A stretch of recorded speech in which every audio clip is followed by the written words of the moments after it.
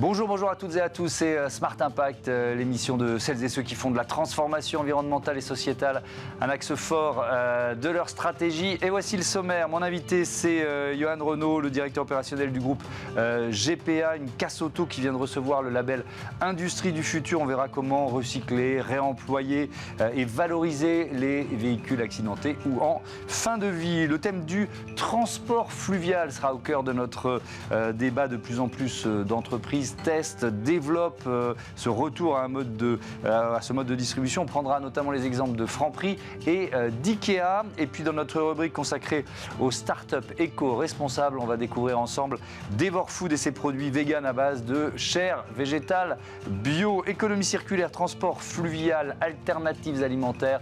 3 secteurs, 3 univers, 30 minutes pour les découvrir. C'est parti.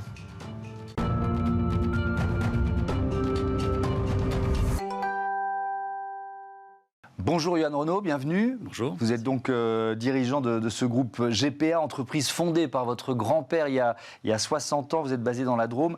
C'est un peu l'histoire de la transformation d'une entreprise familiale que vous allez nous raconter ?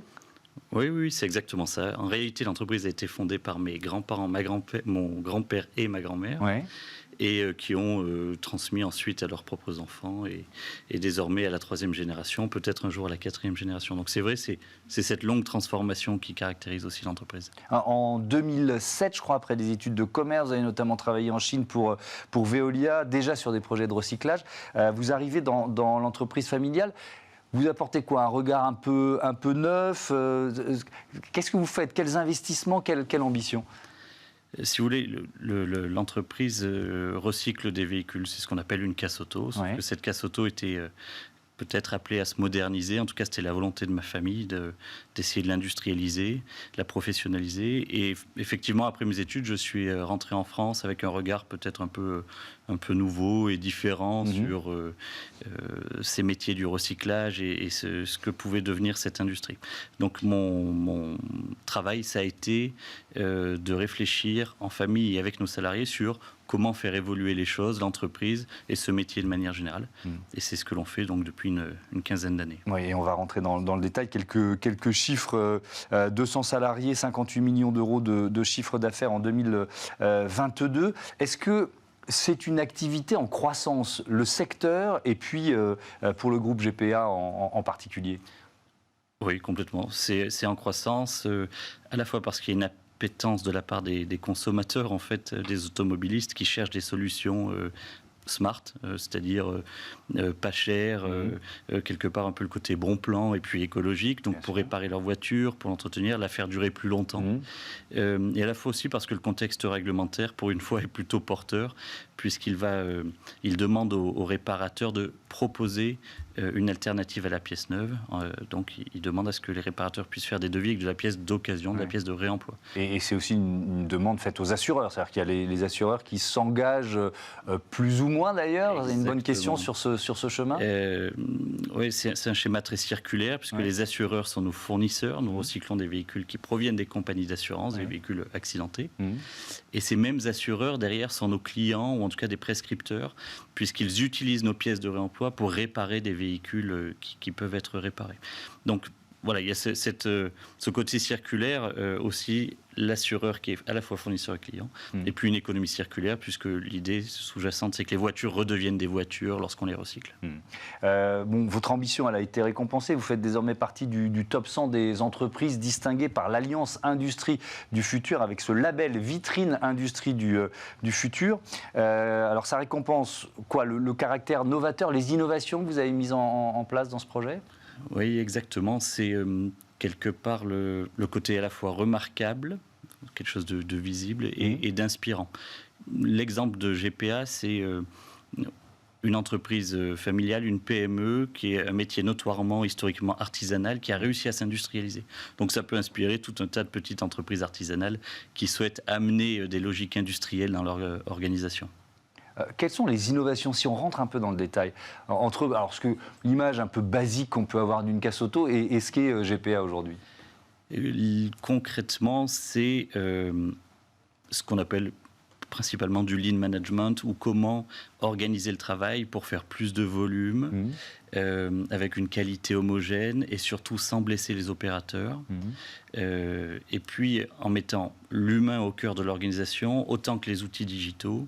Et si on regarde l'humain, c'est rendre son travail intéressant, porteur de sens, que quel que soit le niveau hiérarchique de nos collaborateurs, il faut qu'ils se sentent quelque part du côté de la solution, pas du problème, qu'ils soient inspirés par le sens qu'on donne à leur travail. Voilà. Donc c'est un peu tout ça qui fait que l'entreprise désormais est remarquable. Ouais. Vous avez évoqué la question de la qualité du travail, des accidents aussi du travail. Le groupe a reçu la médaille de l'Institut national de recherche et de sécurité. Vous avez fait baisser à la fois le nombre et la gravité des accidents, c'est ça ? Exactement. Alors, par chance, c'est un métier qui, historiquement, le taux de gravité des accidents est très, très faible. Mais le taux de fréquence est assez élevé, puisque des petites coupures, des petites projections dans les yeux. Effectivement, l'objectif, c'est ne pas blesser les hommes et les femmes qui travaillent chez nous et faire en sorte qu'ils puissent travailler longtemps. Donc, ni les petites blessures du quotidien, ni le développement de troubles musculo-squelettiques, par exemple, qui sont quand même assez courants dans ces métiers très, quelque part, qui demandent beaucoup de force. Et donc, ça veut dire quoi ? Ça veut dire que ça faisait partie, bon ben voilà, c'est le métier et on n'y faisait pas suffisamment attention et vous avez mis en place un programme spécifique. Qu'est-ce qui vous vaut cette médaille de l'Institut national de recherche et de sécurité ? À partir de 2016, on a lancé un grand programme d'industrialisation qui visait à construire la première usine, réellement usine de recyclage d'automobiles, que ce soit en France, en Europe ou même au niveau mondial. C'est-à-dire un espace de travail qui soit à l'image de ce que sont les ateliers de construction de voitures. Donc tout a été révolutionné, tout a été... l'homme est assisté par la machine, par l'ordinateur, mais également par la machine, il n'a plus à forcer. Enfin, il est au cœur de ce dispositif-là. Et donc, c'est ce qui en fait vraiment quelque part une expérience un petit peu singulière, une entreprise très singulière. Comment vous recyclez alors c'est vraiment une question de béotien, mais quand une voiture arrive chez vous, on arrive à recycler et presque aussi à revaloriser quel pourcentage du véhicule ? Les véhicules, lorsqu'ils arrivent sur le site, sont d'abord dépollués et ensuite recyclés pour les pièces détachées qui sont encore en état de fonctionner, donc pour du réemploi, mais également pour leur matière. Et donc là, on va sur du recyclage de métaux ferreux, non ferreux, des plastiques, mais également pour la valorisation de certains matériaux, pour faire une valorisation énergétique, notamment pour servir de combustible dans des cimenteries. Au final, le réemploi plus le recyclage des matières, plus la valorisation de certaines matières, fait qu'on arrive à recycler, réemployer, recycler, valoriser 99,7% de la masse de chaque véhicule. Donc c'est de très loin le bien de consommation le plus On est quasiment à 100%. Est-ce que c'est un pourcentage qui progresse ou est-ce que de toute façon on arrivait à peu près à faire ça ou à quel point, comment je peux poser la question, à quel point l'industrialisation que vous avez mis en place permet d'atteindre quasiment les 100%? Ce secteur d'activité, en moyenne en France, arrive à 95% de taux de réemploi, recyclage, valorisation. La vraie différence, c'est dans la hiérarchie des choix, d'un point de vue écologique, il vaut mieux réemployer le plus possible et si on ne peut pas réemployer, recycler, si on ne peut pas valoriser énergétiquement, et bien sûr si on ne peut pas aller vers un enfouissement. La question, c'est dans ces 99,7%, qu'est-ce qu'on emmène vers le réemploi, qu'est-ce qu'on emmène vers le recyclage, voilà. Comment on fait progresser les choses dans cette hiérarchie de choix. Alors vous me disiez juste avant que l'interview ne démarre que vous étiez dans une démarche de définition de raison d'être dans le cadre de la loi Pacte. Pourquoi cette démarche ? Quelque part dans notre ADN, mes arrière-arrière-grands-parents collectaient des peaux de lapin et des ossements pour faire de la colle ou de la feutrine. Mes grands-parents collectaient des huiles usagées, des pneus, des chambres à air. On est foncièrement dans notre ADN des chiffonniers, des récupérateurs. Et avec le temps, on a beaucoup réfléchi, quelque part en conscience. On a fait de la RSE, mais qui était une RSE en conscience. On l'a fait pour de bonnes raisons, ça répondait à notre histoire, mais aussi notre volonté d'agir pour un mieux commun, agir notamment pour les hommes et les femmes de l'entreprise, mais aussi pour le territoire. Quelque part, ce qu'on veut désormais, c'est protéger cet ADN en travaillant sur une modification de nos statuts, aller vers le statut d'entreprise à mission, la raison d'être, ses objectifs, le comité mission, les organes de contrôle, pour qu'elle puisse survivre à quelque actionnaire que ce soit, à quelque dirigeant que ce soit, voilà, et que ça reste notre boussole au quotidien, pour les actionnaires, pour les dirigeants, et puis pour l'ensemble de nos collaborateurs, une boussole. Et donc, vous l'avez évoqué, on va terminer là-dessus, l'engagement pour le territoire, ça passe notamment par des panneaux photovoltaïques que vous avez déployés sous forme d'ombrières, c'est ça? Donc, vous êtes producteur d'électricité? Exactement. C'est un métier qui consomme de l'espace, c'est un métier qui se développe plutôt dans des zones rurales et parfois agricoles. La réflexion, c'était de dire comment on peut rendre au territoire ce qu'il nous a donné. Le site fait 24 hectares, 240 000 m², avec beaucoup de surface extérieure. On s'est dit que produire de l'énergie pour le territoire, ça pouvait être une bonne idée. Donc on a recouvert tous les espaces de stockage extérieur avec des panneaux photovoltaïques. L'avantage, c'est que ça produit de l'électricité pour les citoyens des 2 villes qui nous entourent. Et puis ça protège les véhicules accidentés de l'eau de pluie. C'est-à-dire que l'eau de pluie qui tombe sur l'entreprise ne ruisselle pas sur les carcasses et ne se charge pas en hydrocarbures.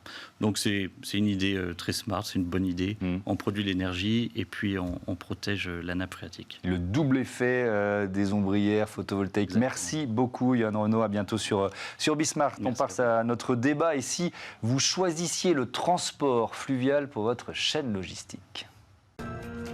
Retrouvez le débat de Smart Impact avec Veolia.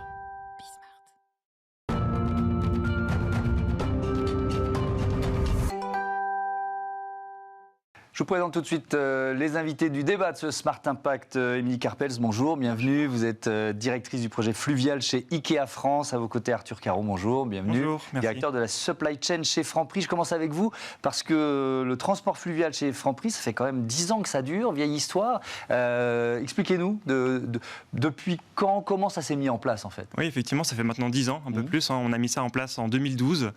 Et écoutez, à l'époque, on a eu cette idée de vouloir décongestionner les routes, de vouloir livrer nos magasins, pas que par le routier, mais également par le fluvial. Et voilà, ce projet a été monté à ce moment-là, avec notamment, mais pas que, notre partenaire XPO. Et ce qui nous permet aujourd'hui donc de livrer, comme je le disais, plus de 300 magasins en région parisienne et en banlieue. Alors, j'allais vous dire, vous étiez précurseur, sauf que le transport fluvial, ça fait des décennies, voire plus que ça existe, évidemment. Mais bon, ça s'était un peu perdu pour pas mal de secteurs économiques et industriels. Donc, on peut dire quand même que vous étiez précurseur. Quel défi vous avez dû relever pour basculer ou pour revenir vers le transport fluvial dans votre organisation de chaîne logistique? Effectivement, on a été les premiers en Europe à faire cela pour l'alimentaire. Et ça a été une sacrée organisation pour nous. Il fallait, le plus gros défi, pour répondre à votre question, ça a été de coordonner tous les acteurs de la chaîne. Mine de rien, il y a beaucoup d'acteurs sur le transport fluvial. Et donc, on a dû faire ça. Alors, avant tout, avec un partenaire logistique, dont c'est le métier, XPO, mais également les autorités qui sont en charge de l'activité du fluvial, comme VNF, Voies navigables fluviales, comme la SCAT, Aropa, Port de Paris. Enfin, voilà, tout ça. Il faut réussir à mettre tout le monde dans une salle et trouver la bonne organisation pour faire cela en termes de coordination. Et ensuite, pour finir de répondre à votre question, c'est une coordination opérationnelle où voilà, c'est millimétré pour pouvoir livrer des magasins, en l'occurrence, en moins de 48 heures au passage de la commande à travers Paris. Il faut vraiment que tout soit timé parfaitement, que la commande arrive au bon moment, les camions soient bien préparés, que les bateaux partent au bon moment, que les rendez-vous avec les écluses soient bien pris. Donc voilà, c'est une sacrée coordination aussi bien avec les personnes qu'avec les opérations. Émilie Carpels, depuis quelques semaines, Ikea livre ses clients parisiens à domicile grâce au transport fluvial. Là aussi, il y a une chaîne logistique à revoir, à repenser. Pourquoi ce choix? Et puis aussi, comment vous l'avez préparé? Ça demande combien de temps de préparation avant de se lancer?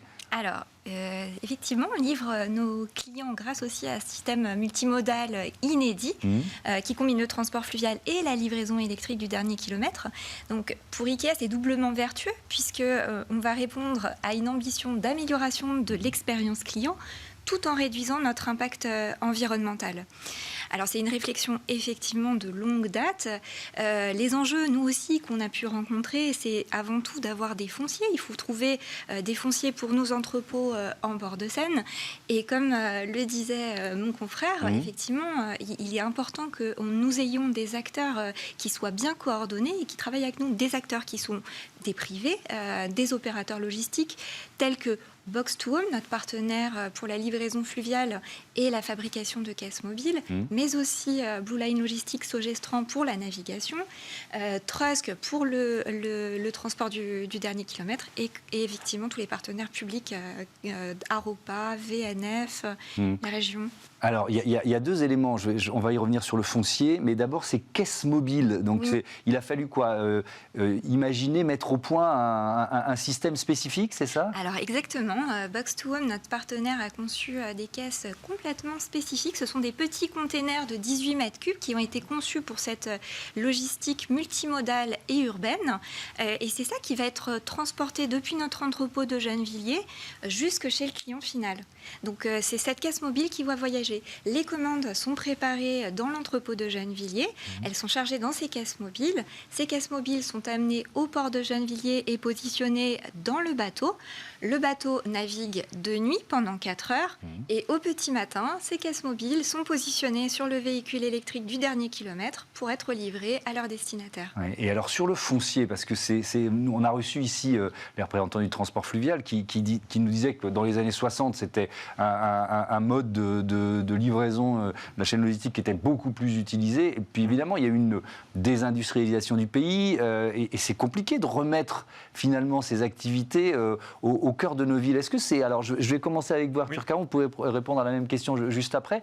Est-ce que c'est un frein au développement du transport fluvial aujourd'hui, de marchandises et notamment de marchandises alimentaires? Il faut effectivement trouver les bonnes opportunités et les bons relais sur le terrain. Alors je reconnais que nous, voilà, Franprix, on a eu cette chance et cette opportunité, comme on le disait, d'avoir notre entrepôt de marchandises qui est lui-même proche d'un port commercial, celui de Bonneuil, tant mieux. Du coup, voilà, ça nous a permis d'avoir un système assez optimal de ce point de vue-là. Et ensuite, en termes de foncier, effectivement, dans Paris, pas évident de trouver un port sur lequel décharger la marchandise. Alors nous, actuellement, on décharge au pied de la Tour Eiffel, sur le quai de la Bourdonnais, là où peut-être vous faites votre footing tous les dimanches matins. Ça peut m'arriver. Et pas évident. Et donc, on a dû trouver un système pour lequel, en fait, c'est une sorte d'installation temporaire. Il n'y a pas vraiment de guitoune, de bureau. Oui, on ne va pas mettre un entrepôt à cet endroit-là. Non, et donc du coup, c'est 100% temporaire. Et en fait, on a, si vous voulez, on manipule nos caisses mobiles avec une grue qui n'est même pas fixe, mais qui est sur roue. Parce que le week-end, elle s'en va, elle est rangée.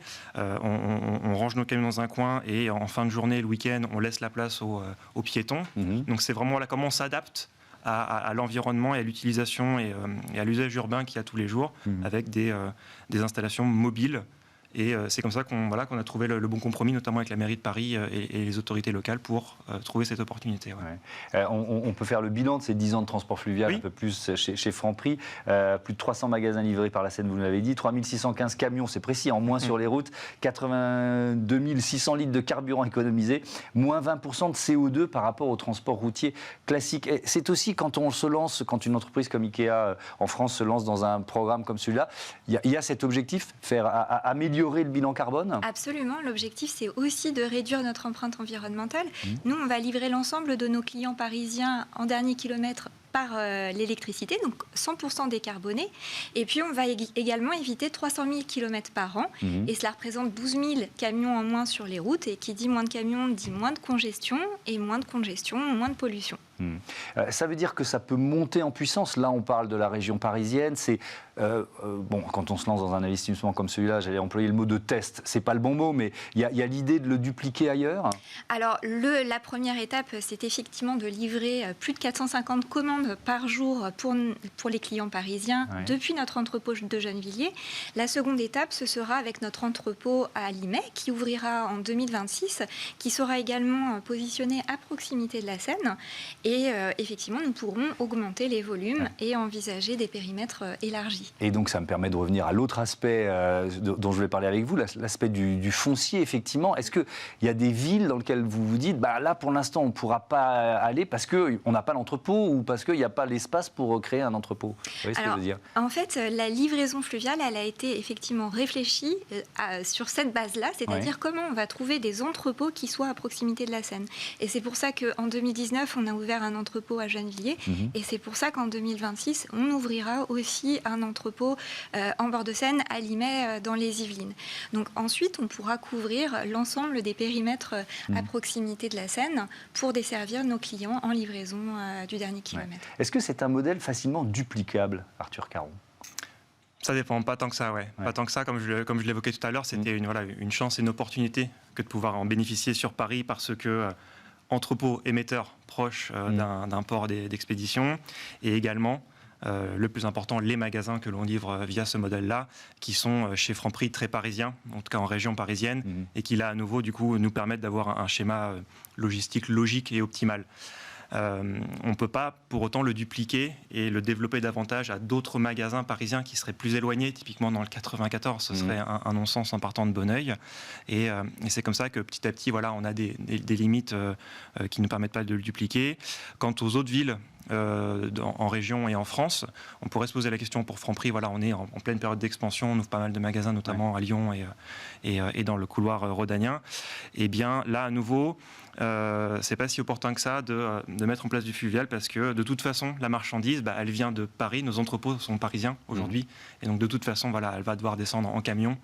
Et, donc là, il n'y a pas de cohérence. Non, ou ce serait des ruptures de charges supplémentaires qui n'auraient pas beaucoup de sens et peut-être pas encore assez aussi de magasins concernés. Donc il faut que pas mal de planètes soient quand même alignées pour pouvoir le dupliquer, comme vous le disiez. Alors Ikea, je pense, a la bonne stratégie sur ce pan-là, en tout cas de vouloir effectivement construire son schéma logistique en amont pour ensuite que ça soit compatible avec le fluvial.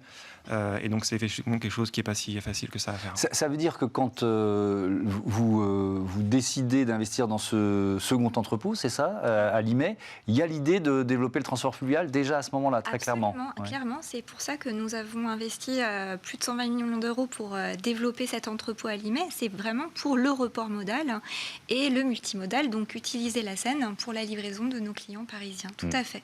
Alors vous avez décidé, on va terminer là-dessus, Arthur Caron, de faire de ce transport fluvial un feuilleton sur les réseaux sociaux, une série web, c'est ça?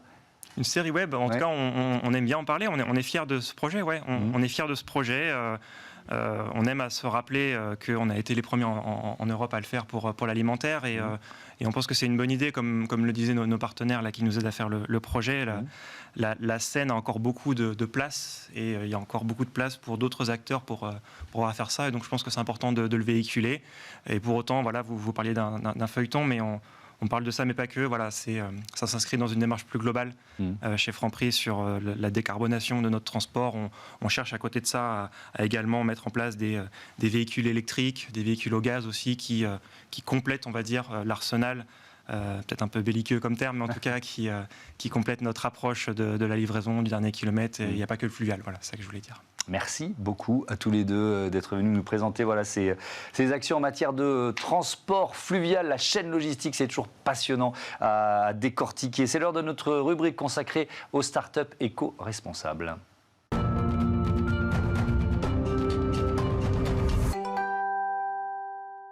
Smart Ideas avec Eugénie Ledresset, bonjour. Bienvenue, vous êtes la cofondatrice de Devor Food, créée avec votre mari Vasco Duarte Ribeiro fin 2019. Il y a une phase de recherche et développement, évidemment, parce qu'on parle de nourriture. C'était quoi l'idée de départ? Pourquoi vous l'avez créée, cette entreprise?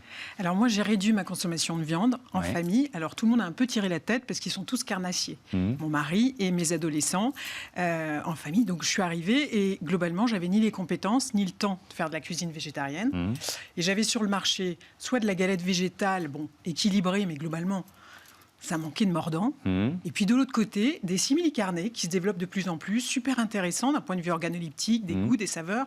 Mais quand je regardais un petit peu la liste d'ingrédients derrière, finalement, je trouvais quelques additifs et je ne me voyais pas manger cela quotidiennement. Ouais, vous disiez que ce n'était pas forcément cohérent, quoi. Voilà. Ouais. Et donc, finalement, mon mari qui a un esprit entrepreneur, moi qui ai eu l'habitude de travailler pour des marques, pour le coup, pendant pas mal d'années, et on s'est lancé là-dedans et on a travaillé un produit qui ne faisait pas de concession ni sur le mordant et ni sur l'équilibre. Je m'explique, de la mâche, de la texture, parce que quand on aime la viande, c'est l'aspect carnassier, et c'est ce que je cherche, moi, mon mari, mes ados, et puis que ça rassasie, et que ce soit riche en protéines comme la viande. Et de l'équilibre, c'est que finalement, j'ai un produit qui est certifié bio, qui est sans additifs, qui est Nutri-Score A, je vous parlais, qui est riche en protéines comme la viande, et puis jusqu'au boutisme, nous, évidemment, on voulait le fabriquer en France, on voulait... travailler un pack éco-conçu, recyclable. Donc, on a vraiment travaillé tous ces points pour proposer un produit qui soit clean. Oui, donc c'est une chair végétale, c'est ça qui a demandé combien de temps de recherche et développement ? Alors, l'idée, c'est que en 2020, pendant le Covid, nous, on a travaillé la R&D. Alors, ça a pris un peu plus de temps. C'est cette notion de chair qui nous intéresse pour cet aspect de mordant. Alors, on trouve que ça a plus de sens par rapport à viande végétale, puisque finalement, il y a bien de la chair de tomate. Donc, finalement, c'est un travail concrètement sur 2 premières références. Nous, on s'est attaqué au mordu du poulet. Donc, des strips qui sont comme des aiguillettes, et puis des nuggets, qui sont comme des nuggets. En gros, ce qu'on veut offrir, c'est le même plaisir que la viande de volaille, mais sans ces gras saturés. Ouais. Ça a demandé beaucoup de temps de recherche et développement, parce que là, on parle de goût, donc il y a, j'imagine, pas mal de tâtonnements, d'itérations avant d'arriver à un goût qui soit satisfaisant. Une sensation même qui soit satisfaisante. Totalement. Et comme je vous disais, c'était le mordant qui, pour moi, était fondamental. Alors, je vous disais, mes ados, c'était des bêta-testeurs, et leurs copains aussi, jusqu'au boutisme. Donc, un peu dur aussi. Mon mari, très carnassier, donc très, très compliqué pour lui au départ. Donc, la réduction s'est faite de manière pas si aisée, toujours. Donc, ça prend du temps, mais c'est surtout le sourcing des matières premières, c'est surtout la mise en place de tout un dispositif de production avec, pour preuve, ces certifications qui sont pour nous l'essentiel. Alors, de quelle certification on parle, justement ? Le bio, c'est quand même un cahier des charges extrêmement strict. C'est pas un mythe, le bio. Moi, je viens pas de l'agro et je me suis vraiment rendu compte de la différence. Donc, sans additifs. Je suis fabriquée en France, je ne suis pas designée en France, je suis vraiment fabriquée en France, ça c'est important de le dire. Il a fallu trouver des partenaires pour le faire ? Tout à fait. On travaille avec un atelier partenaire de fabrication en France. On a une partie de nos machines, voilà, on est vraiment de quelque chose d'assez hybride.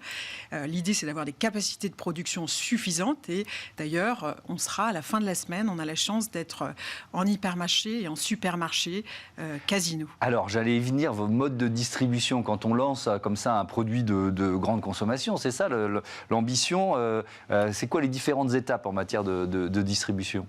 Alors, nous, l'objectif, c'est de démocratiser ce produit, c'est que la chair végétale soit dévorée par tout le monde.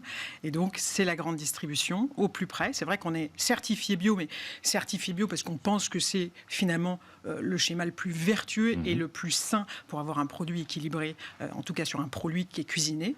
Donc, nous, on a cette chance d'avoir gagné un prix, le prix du Challenge Innovation chez Casino, sur des propositions à impact positif. Et donc, on commence à la fin de la semaine. On sera présent en rayon surgelé et en rayon frais, 2 formats, du grammage 400 grammes et du grammage 200 grammes. En gros, c'est 4 portions dans le surgelé et 2 portions dans le frais pour ces 2 premières références. Et puis, on est en train de travailler d'autres produits également. J'imagine, il faut continuer d'inventer. C'est une demande sur la clientèle. C'est des clients qui sont forcément 100% véganes. C'est des clients qui veulent un peu varier leur alimentation. Est-ce que vous avez identifié finalement votre clientèle ? Bien sûr. Et non, ce n'est pas seulement pour des véganes. Nous, on est labellisé vegan parce qu'on a dit on fait un produit 100% végétal et en voici la preuve. Mais ce qui nous intéresse, c'est des gens qui veulent réduire leur consommation de viande, vous et moi, et qui trouvent ça pas simple, mais qui n'ont pas envie surtout de faire de concessions sur cet aspect mordant dont je vous ai parlé, de l'équilibre, que ça se fasse facilement. C'est des produits qui sont prêts à dévorer, comme on dit, quelques minutes à la poêle, au four ou même en friteuse pour certains, et qui se mettent à tous les repas aisément. Merci beaucoup Eugénie Le Dresset et à bientôt sur Bismart. Voilà, c'est la fin de cette émission. Je voudrais remercier Louise Perrin à la production et à la programmation assistée de Marie Billat, Théo Boscar, réalisateur, Héloïse Merlin pour le son. Salut à toutes et à tous.